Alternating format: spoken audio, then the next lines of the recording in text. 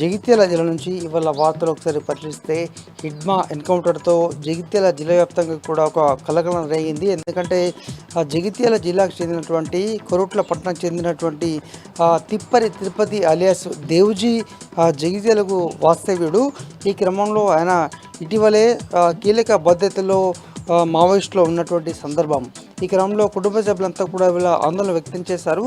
తమ సంబంధించినటువంటి ఎటువంటి ఇబ్బంది కాకూడదు, తిరుపతికి అరెస్ట్ అయితే తక్షణమే విడుదల చేయండి, తాము కాపాడుకుంటాము, అలాగే ఒకవేళ ఎన్కౌంటర్ అయితే కూడా పూర్తి స్థాయిలో తమకు అప్పచెప్పండి అంటూ కుటుంబ సభ్యులు ఆవేదన వ్యక్తం చేస్తున్నటువంటి సిచ్యువేషన్ ఇవాళ మనకు కనిపించింది.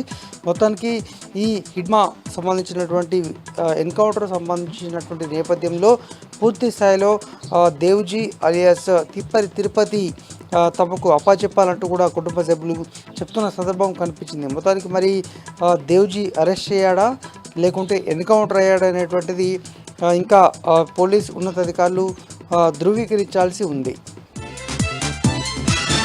మరొక ప్రధాన వార్త, జగిత్యాల జిల్లా కేంద్రంలోనే కోతుల బెడద తీవ్రమైంది. రోజు రోజుకు ఆగడాలు మితిమీరిపోతున్నాయి. నేరుగా ఇంట్లోకి ప్రవేశించి అనేక మందిని గాయపరుస్తున్నటువంటి సందర్భం. ఈ క్రమంలో కోతుల బెడద అరికట్టాలంటూ కూడా అనేక మంది ఇప్పటికే ఫిర్యాదులు కూడా చేశారు. మున్సిపాలిటీకి అనేక మంది కూడా కాంప్లైంట్లు ఇవ్వడం జరిగింది.